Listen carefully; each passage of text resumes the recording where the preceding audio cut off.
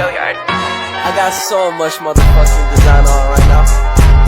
Break it down, bring it back, make it clap. I got 3 old thoughts, new block, where that dick. Bitches on my line, and you know. You're beautiful. Thank you. But what else? What else? Assalamualaikum warahmatullahi wabarakatuh.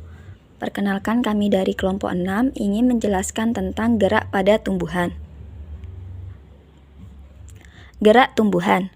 Setiap organisme mampu menerima rangsangan atau iritabilitas serta menanggapi rangsangan. Tumbuhan juga dapat bergerak, namun gerak pada tumbuhan berbeda seperti gerak pada manusia. Tumbuhan tinggi bersifat sesil atau tidak dapat berpindah. Gerak tumbuhan juga berlangsung sangat lambat. Contoh dari gerak pada tumbuhan yakni membukanya kuncup bunga dan pembelokan arah tumbuh batang menuju datangnya sinar matahari. Berdasarkan arah rangsangannya, gerak pada tumbuhan ini dibedakan menjadi 2, yakni gerak etionom dan gerak endonom atau autonom. Gerak etionom. Gerak etionom merupakan gerak yang disebabkan oleh rangsangan dari luar, contohnya air, cahaya, suhu, zat kimia, dan gravitasi.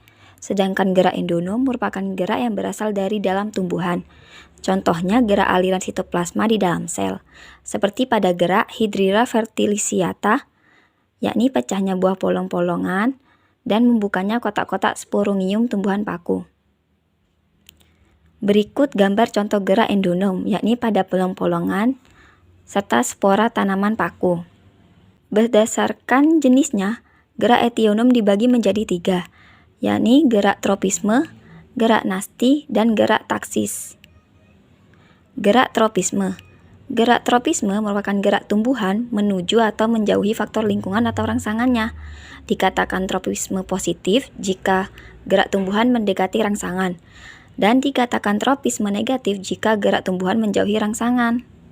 Berdasarkan jenis rangsangannya, gerak tropisme dibedakan menjadi fototropisme, geotropisme, kemotropisme, tigmotropisme, hidrotropisme, dan termotropisme. Kenalkan, nama saya Aminda Zulfia dengan NIM 22210108007 dari kelompok 6 akan memaparkan materi selanjutnya.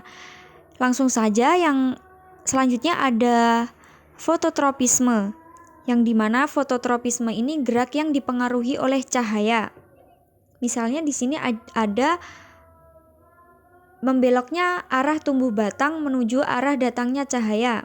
Contohnya juga ada kecambah yang tumbuh ke arah cahaya. Misalnya kecambah itu seringkali tumbuh menuju sumber cahaya agar daunnya dapat menangkap sinar matahari secara optimal untuk proses fotosintesis.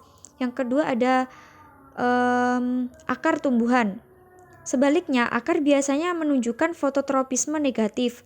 Artinya mereka tumbuh menjauhi cahaya dan masuk lebih dalam ke dalam tanah. Terus gerak ini muncul karena adanya asimetri dalam pemanjangan sel, yang mana disebabkan adanya perbedaan kandungan auksin endogen. Geotropisme. Geotropisme ini juga dikenal sebagai gravitropisme, adalah respons pertumbuhan tanaman terhadap gravitasi. Di sini dipengaruhi oleh gaya gravitasi bumi, misalnya pertumbuhan akar mengarah ke bawah, contohnya seperti gambar di samping ini, menunjukkan akar yang tumbuh seakan-akan mengikuti oleh gravitasi bumi. Dan geotropisme ini ada 2 jenis, yaitu geotropisme positif dan negatif. Geotropisme positif yaitu pertumbuhan menuju gravitasi. Contohnya adalah akar tanaman yang tumbuh ke bawah menuju pusat bumi untuk mencari air dan nutrisi di dalam tanah. Yang kedua ada geotropisme negatif, yaitu pertumbuhan menjauhi gravitasi. Contohnya adalah batang tanaman yang tumbuh ke atas, menjauh dari pusat bumi untuk mendapatkan lebih banyak cahaya matahari yang diperlukan oleh fotosintesis. Dan tumbuhan dapat membedakan arah atas dan bawah dengan pengendapan statolit melalui signaling cascade sedimentasi amioplas yang ada di sitoplasma dan yang berisi pati. Selanjutnya di sini ada kemotropisme. Kemotropisme adalah gerakan pertumbuhan tanaman atau organisme lainnya yang dipengaruhi oleh rangsangan kimia. Dalam kemotropisme ini, bagian tanaman atau organisme tersebut tumbuh menuju atau menjauhi sumber zat kimia tertentu. Misalnya, ada akar tanaman sering menunjukkan kemotropisme positif dengan tumbuh menuju zat-zat kimia tertentu di tanah yang mengandung nutrisi yang diperlukan untuk pertumbuhannya. Nah, juga sebaliknya di sini, mereka mungkin menunjukkan kemotropisme negatif dengan menjauhi zat kimia beracun atau merugikan. Fenomena ini juga merupakan salah satu cara tanaman dan organisme lainnya menyesuaikan diri dengan lingkungan mereka untuk meningkatkan peluang bertahan hidup dan berkembang. Di sini contoh ada gerak akar yang menuju unsur hara atau pupuk dalam tanah yang ditunjukkan dalam gambar di samping. Selanjutnya ada yang detikmotropisme, yaitu pergerakan akibat adanya sentuhan atau gerakan tanaman atau organisme lainnya sebagai respons terhadap rangsangan, sentuhan, atau kontak fisik. Dalam tikmotropisme ini, bagian tanaman seperti batang atau sulur akan tumbuh atau melilit objek yang mereka sentuh. Contoh ada salur pada tanaman merambat, seperti kacang polong atau anggur, yang melilit penopang seperti tiang atau kawat. Tikmotropisme memungkinkan tanaman untuk mendukung diri mereka sendiri dan mendapatkan akses ke sumber cahaya yang lebih baik dengan memanjat objek di sekitarnya. Yang selanjutnya ada hidrotropisme, yaitu gerak yang dipengaruhi oleh ketersediaan air tanah. Hidrotropisme ini adalah gerakan pertumbuhan tanaman atau bagian tanaman yang dipengaruhi oleh rangsangan air. Dalam hidrotropisme, akar tanaman biasanya menunjukkan respons dengan tumbuh menuju daerah yang memiliki kelembapan atau konsentrasi air yang lebih tinggi. Ada termotropisme, yaitu gerakan pertumbuhan tanaman atau bagian tanaman sebagai respons terhadap perubahan suhu.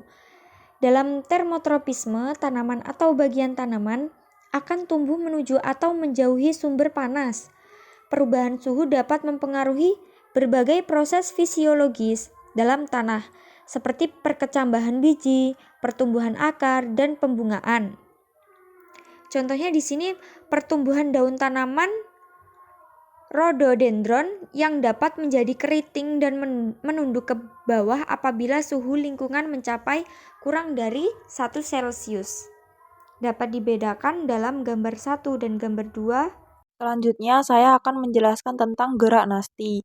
Gerak nasti ini adalah gerak bagian tumbuhan yang dipengaruhi oleh rangsangan, namun arahnya tidak dipengaruhi oleh arah datangnya rangsangan. Nah, disebabkan karena terjadinya perubahan turgor akibat pemberian rangsangan. Selanjutnya, saya akan menjelaskan tentang gerak turgor. Gerak yang disebabkan adanya perubahan volume air di dalam sel. Jika air masuk ke dalam vakuola sel, maka sel akan menjadi turgid. Nah, sebaliknya, jika air berkurang dalam sel disebut dalam kondisi fleksid. Dipengaruhi oleh terjadinya kontak dengan objek di luar tanaman. Contoh dalam gerak nasti. Contoh dalam gerak nasti ini seperti 1. Fotonasti, daun atau anak daun yang menutup di sore hari, atau gerak tidur daun, misalnya pada acacia seperti gambar di samping.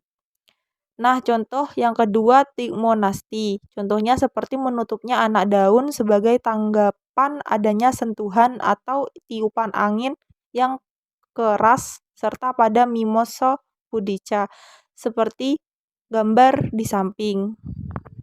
Dan yang ketiga yaitu termonasti, gerak nasti karena pengaruh rangsangan suhu. Contohnya yaitu gerak membukanya bunga tulip.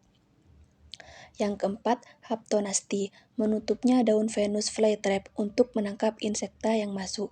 Yang kelima yaitu niktinasti, gerak nasti yang disebabkan oleh suasana gelap. Contoh, daun tumbuhan polong-polongan akan membuka pada waktu malam. Dan yang keenam yaitu nasti kompleks, gerak nasti yang disebabkan oleh beberapa faktor sekaligus. Rangsangan yang diterima dapat berupa cahaya matahari, suhu, air, dan zat kimia. Contoh gerak nasti kompleks adalah gerakan membuka dan menutup pada stomata. Gerak taksis, gerak seluruh atau bagian tubuh tumbuhan yang berpindah tempat dan arah berpindahnya dipengaruhi oleh arah datangnya rangsangan. Berdasarkan macam sumber rangsangannya, taksis dibedakan menjadi dua, yaitu fototaksis dan yang kedua yaitu kemotaksis. Fototaksis, gerak taksis yang disebabkan oleh adanya rangsangan berupa cahaya. Contoh, klorofil, zat hijau daun yang bergerak menuju arah datangnya cahaya. Yang kedua yaitu kemotaksis, gerak taksis yang disebabkan oleh rangsangan berupa zat kimia. Contohnya yaitu spermatozoa yang bergerak menuju sel telur pada peristiwa pembuahan metagenesis tumbuhan lumut. You're beautiful. Thank you. But what else? What else? Is beauty all that matters to you?